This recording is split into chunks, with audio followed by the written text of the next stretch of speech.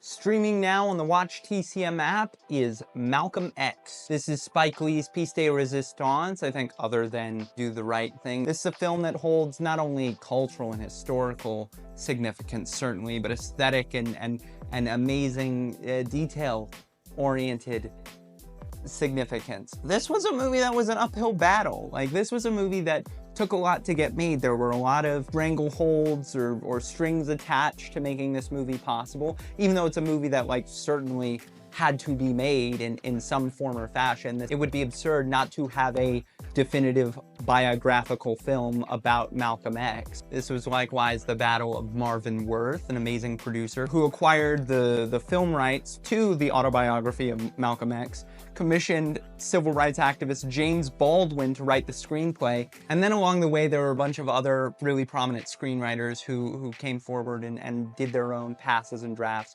before eventually winding up in the hands of Spike Lee, who kind of crafted it into what it is today, and into a Spike Lee joint. The budget was the biggest concern, and Spike knew that he wasn't getting the money that he needed to make this as epic as it was. It's not Lawrence of Arabia, but it did require a lot of capital to make accurate. So Francis Ford Coppola, legendary stretcher of budgets, gave Spike Lee some invaluable advice, which he took to heart.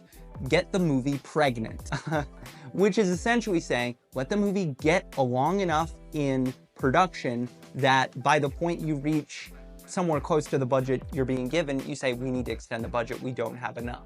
And they'll give you the money so that they can finish the movie. It was budgeted for $28 million, and then he got it all the way up to $33. In addition, Spike Lee put up $2 million of his $3 million salary towards the picture, and all that went into it. And even at that, when the movie needed more money, an amazing collection of famous Black Americans came forward and donated certain amounts of money towards the movie. In the end, Warner Brothers claimed a $30 million loss on the movie, but I think despite this, it's gone on to not only be a very important film within the cinema canon, but just an amazing film in general, like an amazing work of art that stands on its own. It's the same way that you look at Citizen Kane or Schindler's List, where it's a homework movie by definition, but you watch it and it's amazingly watchable. Like, it is completely watchable, and you want to watch every single second of it. You can't take your eyes off the screen. You know, that's Malcolm X. Shoulder to shoulder with greatness, as Malcolm X himself was.